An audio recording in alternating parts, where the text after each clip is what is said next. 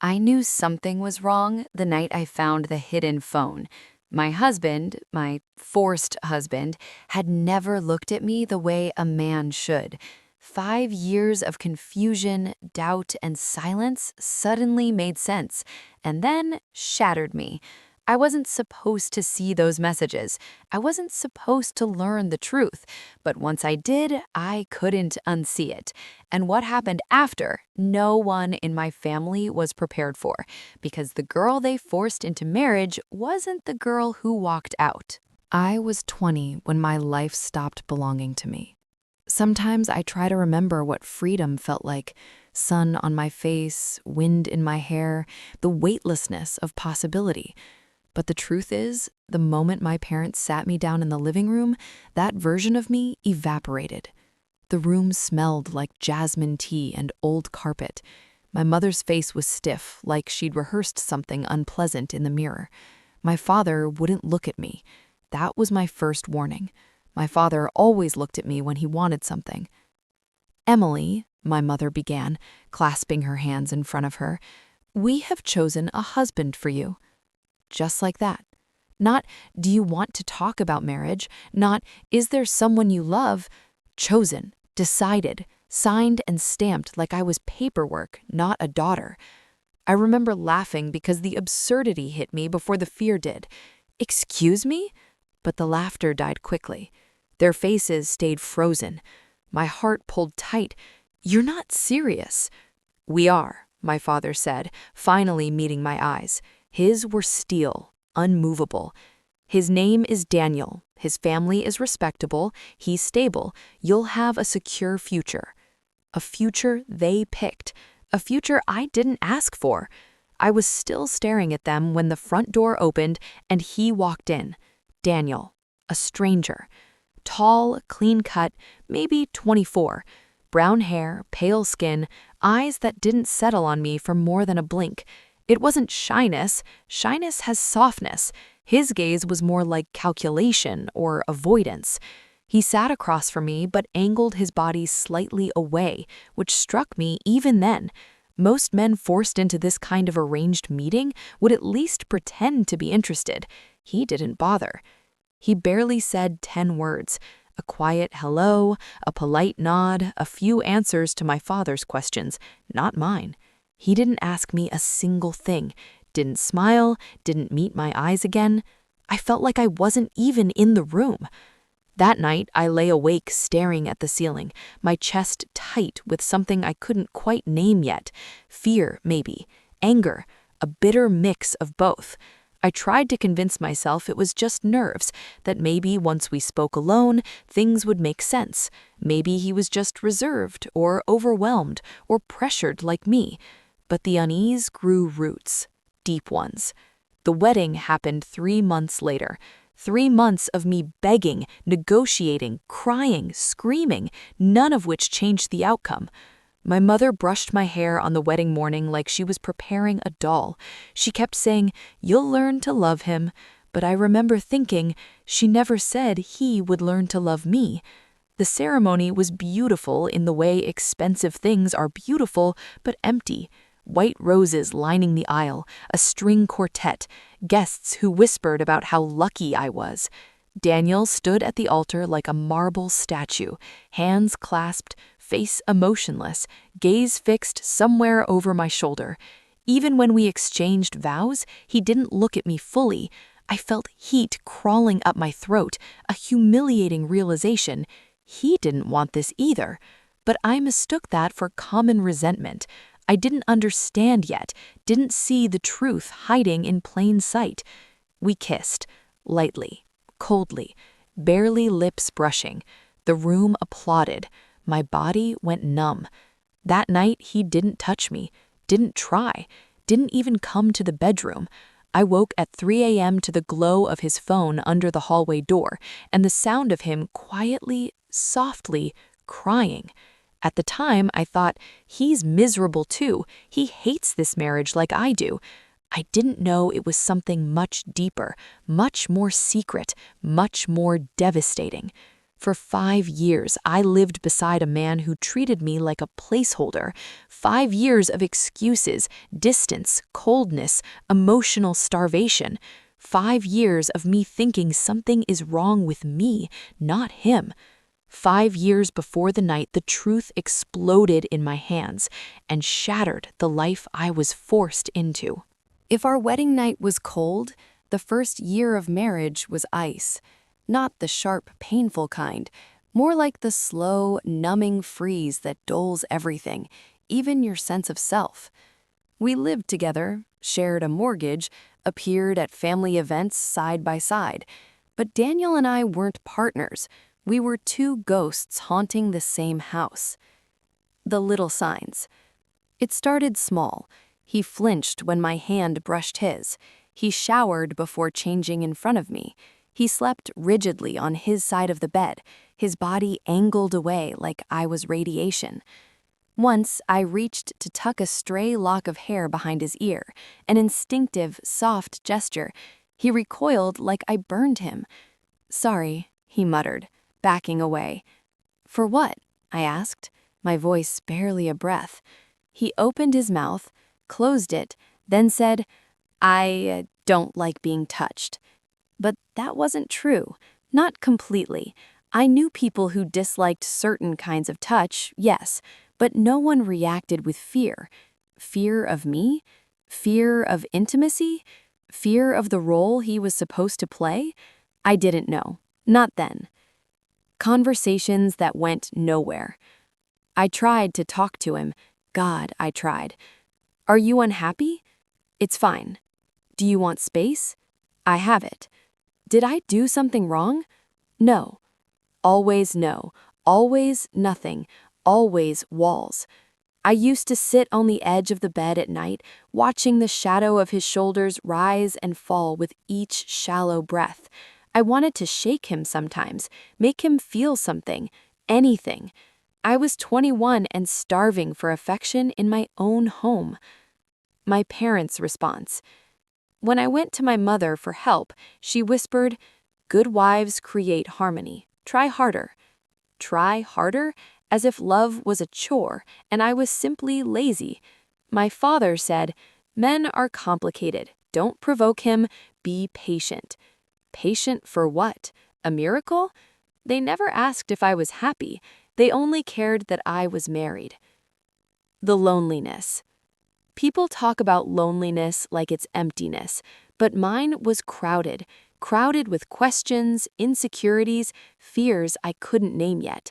I'd wake at 2 a.m. to find Daniel missing from bed. I'd tiptoe through the hallway and hear whispers, his voice, low and tense, too soft to understand, too long to be harmless. When I entered the room, he'd end the call instantly, every time. He'd give me that tight, polite half smile and say, "Work stuff." But no one whispers work stuff in the dark at 2 a.m. with their back turned and their shoulders shaking. Our first fight. It happened on a Wednesday, 3 years into our marriage. I'd cooked dinner, roasted chicken, his favorite. He came home late, distracted, phone in hand. "Dinner's ready," I said. He nodded without looking up. A minute passed, then 5, then 10. Finally, I said, "Daniel, can you put the phone down for 1 minute?" He froze, slowly lowered the device, looked at me like I had trespassed into a private world. "You don't get to police me," he said quietly. "I'm not policing you. I'm asking for 5 minutes of your attention." He scoffed. "Why? To pretend this is a real marriage?" The words slapped me, hot, humiliating. And then, almost immediately, he looked terrified that he'd said it. He stood abruptly. "I'm going for a drive," he muttered, and he was gone. I sat at the table staring at 2 untouched plates of food. The chicken cooled. My heart did too. The turning point. That night, something changed in me. I stopped searching for warmth in him, stopped hoping for something he clearly couldn't or wouldn't give. But letting go emotionally didn't ease the confusion, the ache, the gnawing sense that something about this marriage was not just broken, it was impossible, Illogical, fundamentally false. I didn't know the truth yet, but I felt the shadow of it creeping closer, darkening the spaces between us, waiting for the night I would accidentally uncover everything. And what I found wasn't just the truth about him, but the truth about my family, too. I've replayed that night so many times in my mind that it feels like a film I watched instead of a memory I lived. Every frame is burned into me. The dim hallway light, the smell of rain on the windows, the silence of a house that never felt like home. Daniel had been distant all week, more than usual. Short answers, long nights out, flinching when I walked into a room. Something inside me braced, like my body sensed a storm before it arrived. It was past midnight when I heard the vibration, a soft, repetitive buzz from the living room. Daniel always took his phone with him. Always. He treated it like an extra limb, one I wasn't allowed to touch. But tonight, he'd left it on the coffee table. A mistake. A small one. A life-shattering one. I stepped into the room slowly, like approaching a wild animal. The phone lit up again. Missed call. Jason. Moon. My stomach tightened. I knew the name, but not in a real-world sense. I'd heard it in hushed midnight whispers through our walls. Always the same voice on the other end, low and urgent. The phone buzzed once more. A new message. I should have walked away. I should have respected his privacy, but marriages built on silence turn you into a detective, or a ghost, or both. My fingertips trembled as I picked up the phone. No passcode. That surprised me. Maybe he trusted me because he never imagined I'd get the chance. The message preview alone made my heart stutter. I miss you. I hate that you're stuck there. I opened the thread, and that was the moment everything I believed about my life, my marriage, my worth, my identity, fractured like glass under a hammer. The messages. The conversations stretched back months, years, thousands of texts. Flirty, tender, intimate, loving. Everything Daniel never gave me, he had given someone else. But the betrayal wasn't what I expected. There were no women in his messages, no secret affair with someone prettier or smarter or more lovable. It was men, only men, and one name in particular appeared again and again, Jason. My blood went cold. I scrolled back to the earlier messages until I hit the one that split my entire world into before and after. Daniel, I'm suffocating. I can't keep pretending. I don't love her. I don't want a wife. Jason, then leave. Daniel, my family, her family, I didn't have a choice. Didn't have a choice. Like me. Exactly like me. My heart twisted painfully, not because he didn't love me, that part never surprised me, but because he had been forced to, and instead of turning toward me as an ally in mutual suffering, he had turned inward, away, into secrecy, shame, and someone else's arms. I kept reading. Jason, one day we'll stop hiding. Daniel, one day. Jason, do you think she suspects anything? Daniel, she's clueless. She's good. She doesn't deserve this. The words gutted me. I didn't deserve this. I sank onto the couch, my breaths coming sharp and uneven. He didn't deceive me out of malice. He deceived me out of fear. Fear of his family, his identity, his truth.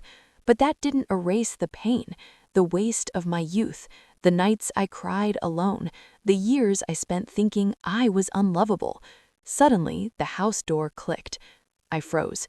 Daniel walked in, hoodie soaked from rain, eyes tired. He saw me holding his phone, and his face drained of all color. Emily, he whispered, almost inaudible. I had imagined so many confrontations over the years, angry ones, begging ones, cold ones, but when the truth stood between us, I felt none of those things. I felt hollow. I know, I said softly. His jaw clenched, his eyes glossed, his hands shook. Please, he whispered, don't what? I asked, voice trembling. Don't acknowledge the life you hid from me, the world you gave someone else while I slept beside me every night like I was a stranger?" He crumpled into a chair, burying his face in his hands. "I'm gay," he whispered, voice cracked open. "I never told anyone, not my parents, not yours. I thought marriage would fix me, or hide me, or make me normal." My own tears blurred the room. "And me?" I whispered. "What was I supposed to fix?" He shook his head slowly. "You were never the problem."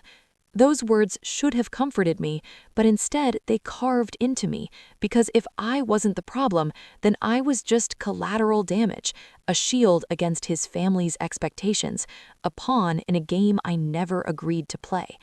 I stood, numb. "I need space," I said. He nodded like a man sinking underwater. I walked to our bedroom, not to sleep, but to think, to breathe, to stop myself from shattering completely. As I closed the door behind me, one realization hit me hardest of all. My family knew. Maybe not exactly, maybe not the whole truth, but they knew something was off. They knew he wasn't a man who would love me. They knew, and they forced me anyway. The betrayal wasn't just Daniel's, it was everyone's. And this time, I wasn't going to quietly survive it. I was going to burn the whole lie down. I didn't sleep that night, not even for a second. I sat on the edge of the bed, our bed, listening to the soft, muffled sounds of Daniel crying in the living room. Not loud sobs, not theatrical grief, just a quiet, broken sound that kept cutting into the silence like a dull blade. And what surprised me most wasn't anger, it was clarity. For the first time in 5 years, I felt awake. The sun was barely rising when I left the bedroom. The house was washed in a gray-blue haze. Daniel had fallen asleep on the couch, curled into himself like a child left out in the cold. Tear tracks dried on his cheeks. For a moment, empathy flickered in me, but it didn't erase my pain, didn't erase what had been stolen. I grabbed my keys. I needed answers. Not from him, from the people who threw me into this life to begin with. Confrontation number 1, my parents. My parents' house always felt too quiet, like a museum where nothing living belonged. The moment my mother opened the door, she knew something was wrong. "Emily? Darling, what happened?" I walked past her, straight into the kitchen, heart pounding against my ribs like a fist trying to escape. "Did you know?" I said. She blinked. "Know what?" "Don't play dumb with me." My voice was shaking but sharp. "Did you know Daniel wasn't attracted to women?" Her face tightened, not in shock, but in recognition. Guilt. Confirmation. I felt my breath leave my body. "Emily," she said softly, "we didn't know for certain, but you suspected." My throat closed. "And you forced me anyway." My father entered the kitchen, straightening his tie like he was preparing for a business meeting rather than a confrontation with his daughter. "You made the best decision for your future," he said. "My future," I choked. "You married me off to a man who could never love me." My mother flinched, but didn't deny it. "We thought it was a phase. He was a good match, respectable family, stable income. You needed stability." "I needed a life that was mine," I snapped. My voice ricocheted through the kitchen. They both stared at me, my mother with soft, apologetic eyes, and my father with stern disappointment, exactly the way they looked at me when I was a child who dared express a thought they didn't approve of. "You dishonored us," he said coldly, "running here to accuse us without proof." I saw the proof. My voice dropped to a deadly whisper. "Daniel is gay." Silence. My mother's eyes filled with tears. My father clenched his jaw so tight I could see the muscle tremble. "This is unfortunate," he said. "Not tragic, not unjust, just inconvenient." Something in me snapped. I lost 5 years of my life because of you. 5 years of confusion, self-doubt, loneliness because you wanted to look traditional in front of your friends. My father stepped forward. Lower your voice. No. It was the first time in my life I'd said that word to him. It tasted electric. I'm done being quiet. I'm done sacrificing myself for your reputation. My mother whispered, Emily, please, but I was already walking to the door. You don't get to call yourselves my family, not anymore. And I left. For the first time, I left them, not the other way around. Confrontation number 2, Daniel. By the time I got back home, Daniel was awake, pacing the living room with his phone in hand. When he saw me, panic shot through his face. I thought you left. I thought you were gone. I went to see my parents, I said. His shoulders sagged. So they know. They knew before. His eyes watered again. I'm sorry, Emily. I'm so sorry. I didn't want to drag you into this. I thought I could keep everything separate. Separate? I echoed. You can't separate the person you're hiding with from the person you're hiding behind. He closed his eyes, pained. I never wanted to hurt you. But you did.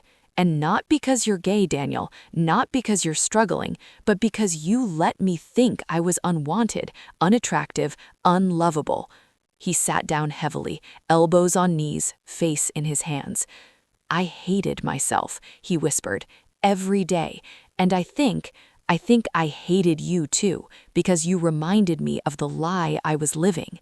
Those words were a punch to the chest. But you were a victim too, my voice cracked. We both were. He looked up, and for the first time in 5 years, his eyes held something real. Emily, what do you want? Everything froze. What did I want? I thought about the past 5 years, the wasted youth, the loneliness, the betrayal, and then the truth rose inside me like a flame. I want my life back. Daniel swallowed. Then I'll help you get it. I didn't expect that, not from him, but the damage was done, the truth was out, and the next step wasn't peace, it was war. Because the people who forced this marriage weren't going to let me walk away quietly, and I wasn't going to let them bury what they did. Not anymore. This time, I wasn't breaking. I was preparing to break others. The strange thing about betrayal is how it sharpens you. For 5 years, I lived in a fog, walking through a life that felt borrowed, muted, wrong. But once the truth came out, once the lies were exposed, my mind became terrifyingly clear. Revenge wasn't an impulse. It was a slow, deliberate awakening. I didn't want to hurt Daniel. He had already lived a life full of fear. But my parents, his parents, the ones who forced 2 young people into a counterfeit marriage to preserve their reputation, they were about to learn what it felt like to be powerless. The first step, information.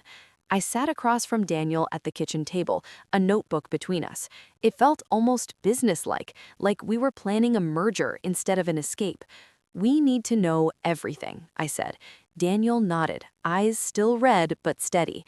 My parents set this up with yours. They wanted me married because rumors were starting. Rumors? I asked. He swallowed hard. About me dating men. My breath tightened. So they forced you into marriage to fix their shame. He nodded. And mine used me as a bargaining chip, I murmured. We sat there in silence, absorbing the weight of 2 families more concerned with social image than their children's happiness. Do they know about Jason? I asked. He shook his head quickly. No, God no. They would disown me instantly. I felt anger rise again. They should have never had that power over you. For the first time since the wedding, Daniel smiled at me. It wasn't full, it wasn't bright, but it was real. You're stronger than you think, Emily. No, I said. I'm just done being weak. The second step, documentation. If my parents wanted reputation, I would use their obsession against them. I started collecting everything, screenshots of messages, timestamps, evidence of their involvement. bank transfers between the families during the engagement, emails arranging meetings I was never told about. Daniel sent messages to Jason explaining what was happening, not the revenge plan, but the truth about the marriage. Jason responded within minutes. "Tell her I'm sorry. None of this is her fault." It hurt more than I expected. Not jealousy, but grief for the years neither of us got to live honestly. The third step, the meeting. I told both sets of parents we needed an urgent family discussion. My mother immediately asked, "Is everything okay between you two?" I almost laughed. Almost. "Come to the house," I said. "We'll talk there." I hung up before she could ask anything else. Daniel looked nervous, not for himself, for me. "You don't have to do this, Emily." "Yes," I said, "I do." The fourth step, preparing the trap. I printed everything out, neatly, organized, undeniable, the kind of packet a lawyer would salivate over. Daniel paced behind me, wringing his hands. "What do you think they'll do?" he asked. "Lie," I said. "They'll deny everything. They'll try to guilt trip us, maybe even blame us." He swallowed. "And you're ready for that?" I met his eyes. "For the first time in my life," I said, "yes." Because now it wasn't just about the forced marriage. It was about every moment I was silenced, every time my parents dismissed me, every time I was told to be patient, to be quiet, to be grateful, to be a good wife. If they wanted to use me to uphold their reputation, I would tear that reputation apart. The parents arrive. Both families arrived within minutes of each other. His parents stiff and polished, mine looking anxious but still acting superior. They sat in our living room like a tribunal waiting to pass judgment. Daniel sat beside me, hands clasped tightly. My mother spoke first. "Sweetheart, what's going on?" My father's eyes narrowed. "Is this about last night?" I didn't flinch. "Yes," I said, "and the last 5 years." I placed the folder on the coffee table. "What's that?" Daniel's mother asked sharply. "The truth," I said. And then, slowly, deliberately, I began to speak. The fifth step, the reveal. "I know the truth about Daniel." I continued, voice calm but merciless. "I know he's gay. I know you all knew something was different. I know you forced him into a marriage he didn't want, and I know you forced me into it too." You could hear a pin drop. Daniel's father's face turned crimson. "We did what was necessary for our son." "You ruined him," I snapped. "You ruined both of us." My mother stood, trembling. "You don't understand, Emily." "No, Mom, I finally do understand. You cared more about social status than your daughter's happiness. You used me. You sacrificed my life so you didn't have to answer a few gossiping neighbors." My father slammed his hand on the table. "You will watch your tone." "No," I said softly. "You will watch your consequences." Their eyes widened just as I slid the evidence packet across the table. "This," I said, "is everything I have. And if any of you try to silence me, guilt me, or threaten me, every friend, every coworker, every church member will know exactly what you did." Daniel's father paled. My mother gasped. Daniel's mother whispered, "You wouldn't." "Oh, I would," I said, "and I will." Daniel looked at me like he'd never seen me before. In a way, he hadn't, because this was the version of me that didn't exist for 5 years, the version they tried to crush, the version they created, the version they would regret underestimating. The room had already gone silent when I dropped the evidence folder on the table. But after what happened next, silence became something else, something alive, something dangerous. Daniel's father was the first to speak. "This is extortion," he snapped, jabbing a trembling finger at the papers. "No," I said calmly, "this is accountability." My father leaned forward, face dark. "You will not drag this family through the mud." I smiled, slowly, bitterly. "You already did that when you sold me into a marriage you knew was a lie." My mother whispered my name like a prayer she no longer believed in. Daniel's mother held her purse like a shield. And then Daniel spoke. His voice was soft at first, shaking, but steady. "I'm done lying," he said. "I'm done letting you decide who I am." His father slammed his fist into the armrest. "You will not embarrass us. I'm gay. Daniel said, louder. "I've always been gay." It should have felt like victory, a truth finally free. But what happened next came so fast, so brutally, that my breath caught in my lungs. The twist unfolds.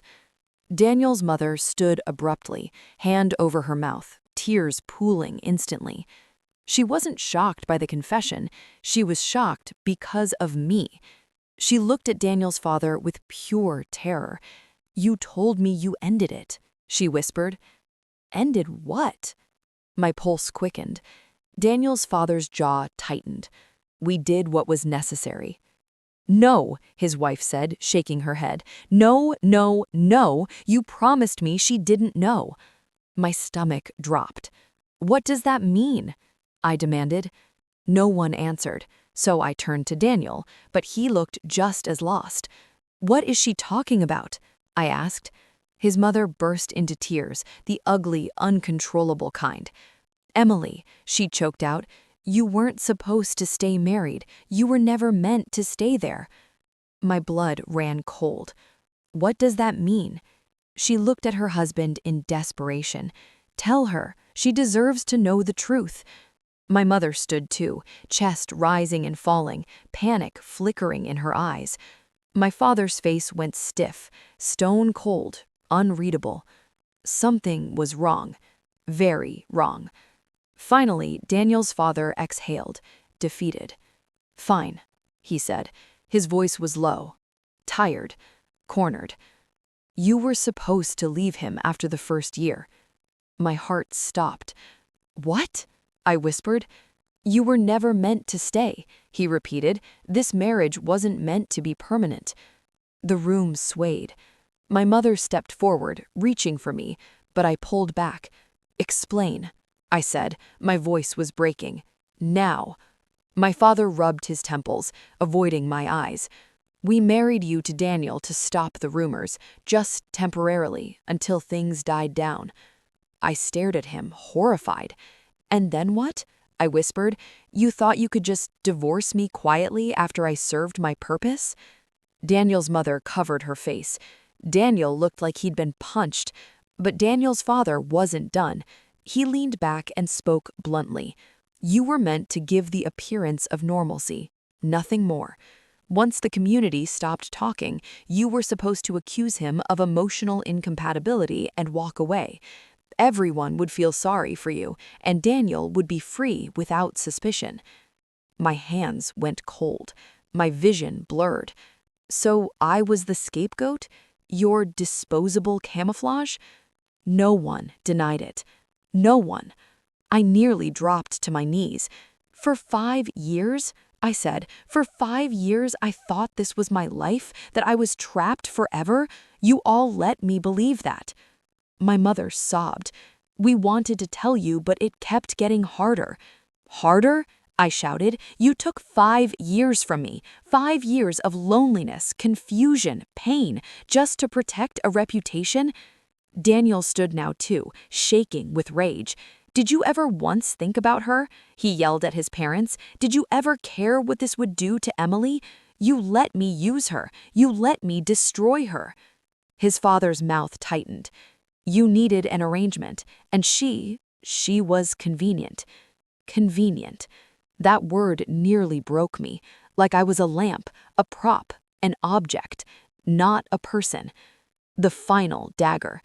But then the real twist dropped.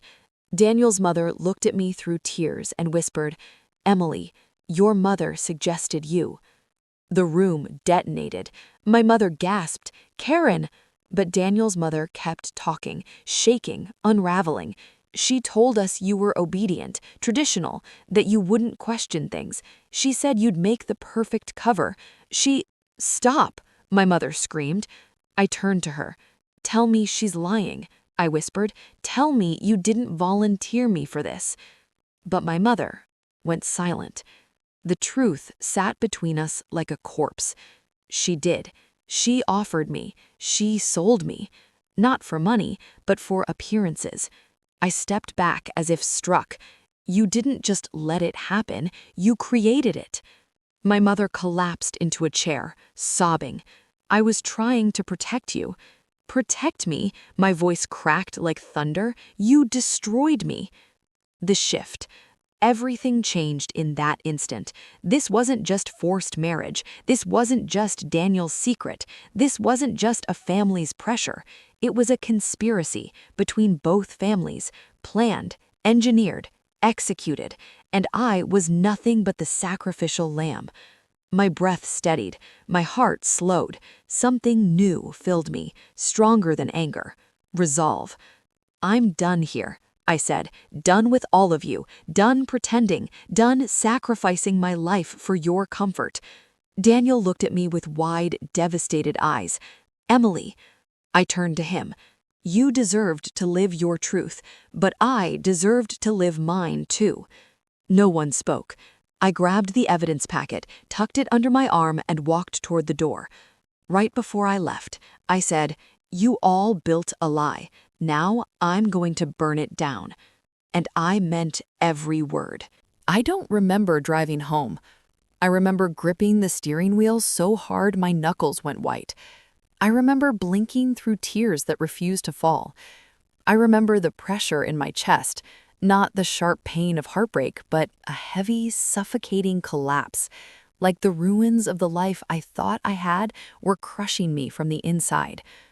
When I walked back into the house, Daniel was sitting on the couch, elbows on his knees, staring at the floor. He didn't look up.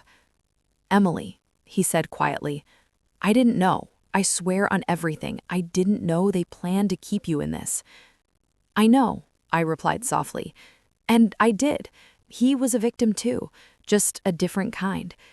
He finally lifted his eyes, and the guilt in them was so raw it almost hurt to look at. "I wanted to tell you," he whispered, 1,000 times, but I was afraid you'd hate me. I sank onto the opposite couch cushion. "I don't hate you," I said. "I never hated you. I hated what they turned us into." He nodded, jaw trembling. "Emily, what do you want to do now?" The question felt massive, like someone finally opened a cage door and I couldn't remember how to use my wings. "I want," I said slowly, "to take my life back." He swallowed hard. "I'll support whatever you decide." That was the first real partnership we'd ever shared.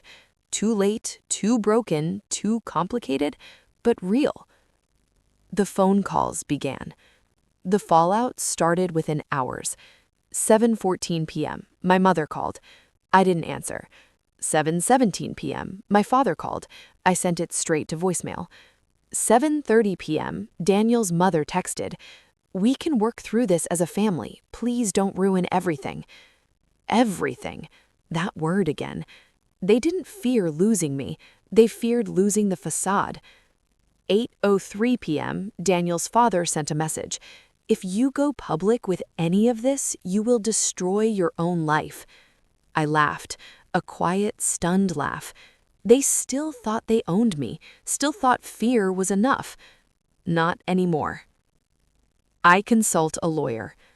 The next morning, I met with the divorce attorney.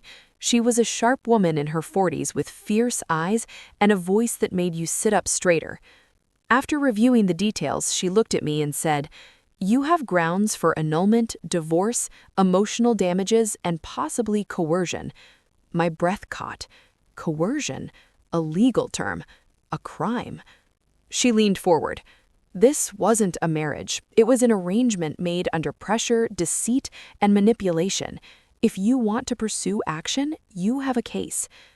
I felt something shift inside me. A slow, rising heat. Strength I forgot I had. "I want out," I said, "and I want accountability." She nodded with a small smile. "Then let's give you your life back." Daniel's apology. Later that day, Daniel found me sitting on the back porch, staring at the gray sky. He sat beside me, not too close, respectful of my space. "I'm filing for divorce too," he said. "I'll tell the truth, the whole truth. You don't have to protect me." I looked at him carefully.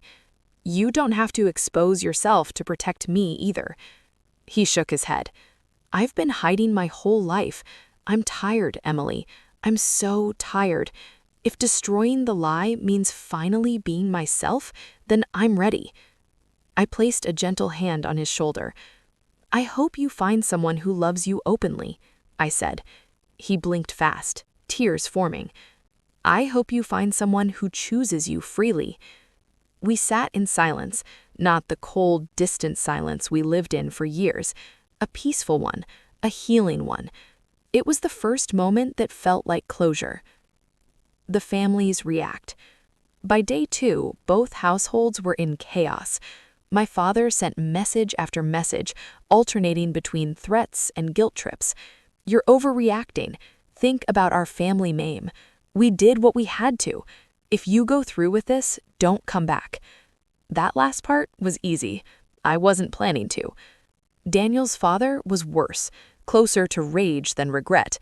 But the person I didn't expect to hear from was my mother. At 11:43 p.m., she sent a single text. I'm sorry, I was wrong.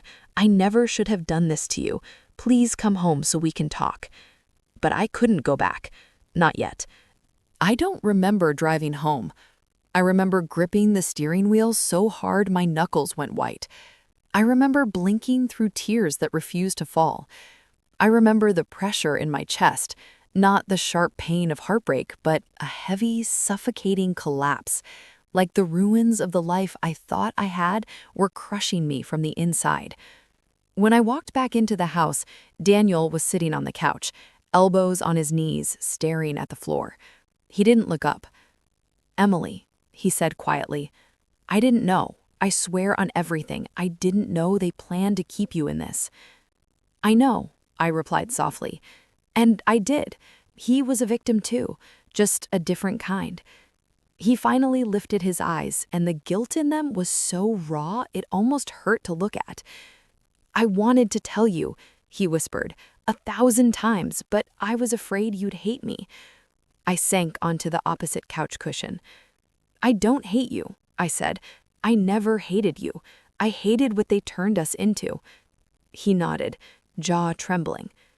Emily, what do you want to do now? The question felt massive, like someone finally opened a cage door and I couldn't remember how to use my wings. I want, I said slowly, to take my life back. He swallowed hard. I'll support whatever you decide. That was the first real partnership we'd ever shared. Too late, too broken, too complicated, but real. The phone calls began. The fallout started within hours. 7:14 p.m., my mother called. I didn't answer. 7:17 p.m., my father called. I sent it straight to voicemail. 7:30 p.m., Daniel's mother texted, We can work through this as a family. Please don't ruin everything. Everything. That word again. They didn't fear losing me. They feared losing the facade. 8:03 p.m., Daniel's father sent a message. If you go public with any of this, you will destroy your own life. I laughed, a quiet, stunned laugh. They still thought they owned me, still thought fear was enough. Not anymore. I consult a lawyer. The next morning, I met with the divorce attorney. She was a sharp woman in her 40s with fierce eyes and a voice that made you sit up straighter. After reviewing the details, she looked at me and said, You have grounds for annulment, divorce, emotional damages, and possibly coercion. My breath caught. Coercion? A legal term. A crime. She leaned forward. This wasn't a marriage. It was an arrangement made under pressure, deceit, and manipulation. If you want to pursue action, you have a case. I felt something shift inside me, a slow, rising heat, strength I forgot I had. I want out, I said, and I want accountability. She nodded with a small smile. Then let's give you your life back. Daniel's apology. Later that day, Daniel found me sitting on the back porch, staring at the gray sky. He sat beside me, not too close, respectful of my space. I'm filing for divorce too, he said. I'll tell the truth, the whole truth. You don't have to protect me. I looked at him carefully. You don't have to expose yourself to protect me either. He shook his head. I've been hiding my whole life. I'm tired, Emily. I'm so tired. If destroying the lie means finally being myself, then I'm ready. I placed a gentle hand on his shoulder. I hope you find someone who loves you openly, I said. He blinked fast, tears forming. I hope you find someone who chooses you freely.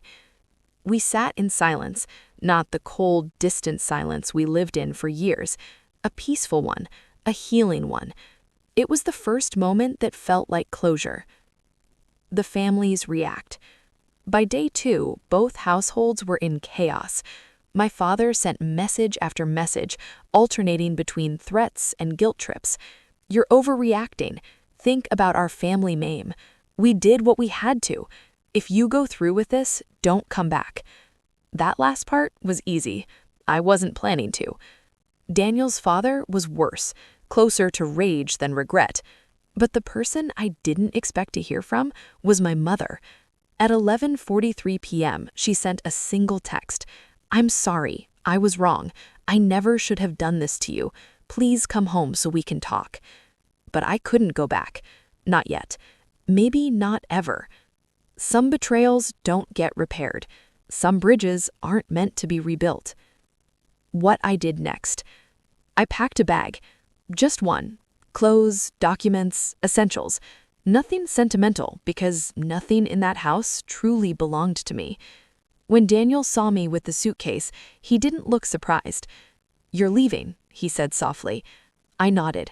I need space. I need to figure out who I am outside of all this. He stood, hands in his pockets, eyes sad but supportive. Will you be okay? I think for the first time, I might be. We hugged, not as man and wife, not as people pretending, but as two humans who survived something bigger than both of them. I hope life is kind to you, he whispered. You deserve the same, I said. And then I walked out the door. Freedom felt strange. I drove for hours with no destination, letting the highway decide for me. The world felt bigger than I remembered, strange, silent, wide open. At a gas station outside the city, I sat in my car and let myself cry. Not tears of grief, but release. For the first time in 5 years, I wasn't someone's daughter, someone's wife, someone's shield, someone's shame cover. I was just Emily, and that was enough. But what I didn't know then, what I couldn't have predicted, was that the real rebuilding wouldn't come from running. It would come from the final confrontation, the one I still had to face, the one that would change everything, for good. I didn't go far. People imagine that when you finally break free, you run straight into some cinematic sunrise, wind in your hair, the world opening wide like it's been waiting for you. But in reality, freedom is quiet, unfamiliar, unsteady beneath your feet. I rented a small room in a roadside motel, a place that smelled faintly of bleach and old carpet. It wasn't home, but it was mine. The first mine I'd had in years. The first night, I sat on the edge of the bed and stared at the peeling wallpaper, wondering who I was supposed to be now that every version of me crafted by other people had crumbled. Wife, daughter, peacekeeper, shield. None of those labels fit anymore. I was just a woman trying to remember how to breathe. The days after. I stayed there for 3 days, a place outside the reach of my parents' expectations and Daniel's ghosts, a place where nobody knew me, where nobody looked at me with pity or judgment. I walked, a lot, sometimes around the empty motel lot, sometimes into nearby towns, sometimes nowhere at all. I ate when I was hungry, slept when I was tired, and cried when I needed to. Slowly, the fog that had smothered me for years began to lift. Daniel reaches out. On the fourth morning, Daniel texted, "I filed the papers, signed everything. I included my statement. I hope this helps you start fresh." I stared at the message for a long time. Not sad, not angry, just grateful. I replied, "Thank you. I hope you find your freedom too." He responded with a single heart emoji. Not romantic, just human. Our story wouldn't be one of love, but it didn't need to end in bitterness. The final confrontation, my mother. I didn't plan to see her. I didn't intend to forgive, but healing has a strange way of nudging you toward the last door you haven't opened. 2 weeks after I left, I drove back to my parents' house. When I stepped inside, my mother looked smaller somehow, like the weight of her decisions had aged her faster than time ever could. She stood slowly, unsure whether she was allowed to approach me. "Emily," her voice cracked, "I didn't think you'd come." "I didn't think I would either," I admitted. She clasped her trembling hands. "I'm so sorry, not just for the marriage, but for not stopping it sooner, for putting expectations above your heart, for choosing fear instead of you." I watched her cry, not the performative kind, not the guilt-tripping kind, but the kind that comes from recognizing unforgivable mistakes. "I can't change what I did," she whispered, "but I will never stop wishing I had chosen differently." For the first time, I believed her. I didn't forgive everything. Some things would always ache in the background of who I became, but I forgave enough to let myself breathe again. "I'm not coming back," I said gently. "I need a life that's mine now." She nodded, eyes overflowing. "I know, and you deserve it." Before she left, she hugged me, not tightly, not possessively, but like she was afraid she no longer had the right. It wasn't perfect, but it was honest. Sometimes that's enough. The final goodbye. My father. He didn't apologize. He didn't cry. He didn't even stand. He simply said, "You've embarrassed this family." I looked at him for a long moment and realized something powerful. I didn't care anymore. "You stopped being my family when you stopped seeing me as a person," I said. I walked out. He didn't follow. That was closure. A new beginning. I didn't return to Daniel's house. I didn't return to my parents. I moved into a small apartment with sunlight that spilled through the windows in golden stripes, a place where I chose every item, every picture, every moment. I started studying again, went back to the hobbies I'd abandoned, learned to cook meals only I liked, laughed louder than I had in years, listened to music that made me feel alive instead of obedient. I even caught myself smiling in mirrors, really smiling, not the polite stretched lip thing I trained myself to wear. The reflection. Do I regret what happened? Yes, and no. I regret losing years I'll never get back. I regret the girl who swallowed her voice to please everyone. I regret the nights I cried thinking I was unlovable. But I don't regret the woman I became because of it. Stronger, sharper, surer. Someone who chooses herself, not out of selfishness, but out of survival. The final thought. People say tragedy shapes you, but they forget to mention one thing. Sometimes it reveals you. I wasn't the girl they tried to mold. I wasn't the wife they forced me to be. I wasn't the puppet they controlled. I was the girl who walked into a life she didn't choose, and the woman who finally walked out. For good. Thank you for staying with me through this entire journey. Some betrayals don't just break your heart, they rewrite your future. But sometimes, losing people who lied to you becomes the first step toward finding the person you were meant to be. If this story touched you, hurt you, or healed you even for a moment, thank you for listening. Like this video, leave a comment, and subscribe if you want more stories that speak to the soul. Remember, truth may sting, but it never chains you. Let me know if you want another chapter, because every ending holds a beginning waiting to be written.